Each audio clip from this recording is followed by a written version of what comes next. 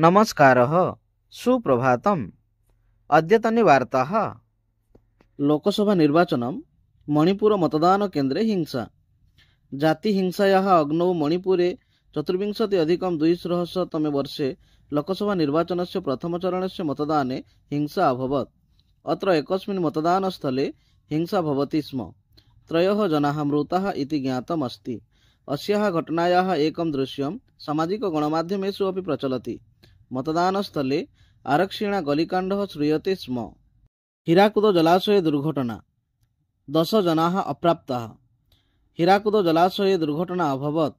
नौकायाः मग्नानन्तरं 10तः अधिकानां पीडितानां जनानाम् अन्वेषणं कुर्वन्ति।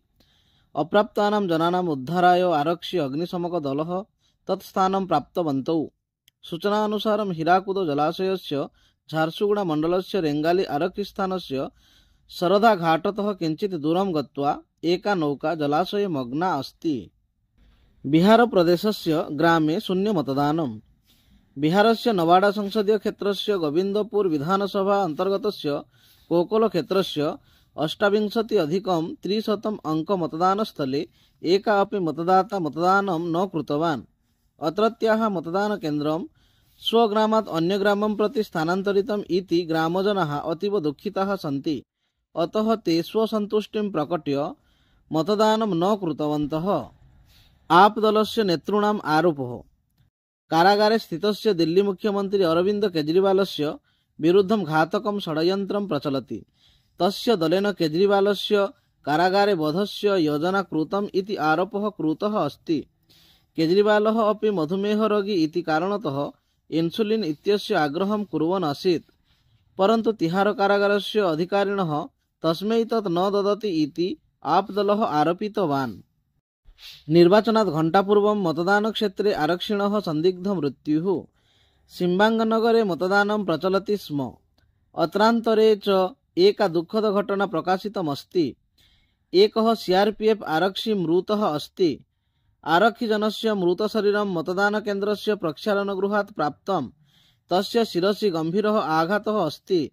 गुरुवासरे रात्रौ मथबङ्गाक्षेत्रे एकस्मिन् मतदानकेन्द्रे एषा घटना अभवत्। इस्राएल् देशस्य ईरानस्य उपरि आक्रमणम्। इस्राएल् अन्ततः ईरान् देशे आक्रमणं करोति। ईरान् देशस्य अनेक नगरेषु इस्राएल् देशेन आहतः अस्ति। ईरान् इत्यनेन शुक्रवासरे एतत् सूचितम्। ईरान् देशस्य इस्फहान् नगरे महती विस्फोटः अभवत्। इस्फहान् नगरे परमाणु संस्थानम् अस्ति। इस्फहान् नगरस्य अतिरिक्तं तब्रीज नगरे अपि विस्फोटानां शब्दः श्रूयते स्म। मतदानसमये बिहारस्य बस्तरे विस्फोटः अभवत्।